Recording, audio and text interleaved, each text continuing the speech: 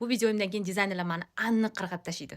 Xullas, o'z brendi uchun logotip chizira olmayotganlar, chizdirishga puli yo'qlar yoki nima chizsamkin deb o'ylab yurganlar, ChatGPTga shunday yozib bersanglar, qanaqa bo'lishi kerak, qanaqa xohlosizlar, rangi nima, yozuvi, od ido boshidan oxirigacha xullas ipidan ignasigacha yozib bersanglar, sizlarga tayyor вообще zo'r, xohlasangiz zamonaviy xohlagan uslubingizda logotip chizib berarkan ChatGPT. Tekinga masalan, kelinglar, hozir sizlar bilan bitta logotip o'ylab topamiz hozir joyida. Xullas kalom, masalan, men ro'mol sotmoqchiman, to'g'rimi? ChatGPTga yozamiz, menga logotip chizib ber, ro'mol kiygan qizni rasmi bo'lsin, u tilla rangda bo'lsin, yo'q mayli, rozoviy, pushti, och pushti rang, to'q pushti rang, ana shularni ham yozishingiz kerak. Rangi именно qanaqa, va hijab degan yozuv bo'lsin, yana nima bo'lsin?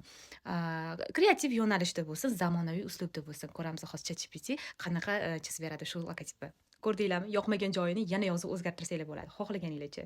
Kelinglar, bitta murskoy logotip ham chizib ko'ramiz. Masalan, qurilishiga, arxitektura va dizayn sohasiga, qurilish sohasiga menga logotip chizib ber. Bir binoni rasmi bo'lsin. Masalan, nima desam bo'ladi? Arch degan yozuv bo'lsin.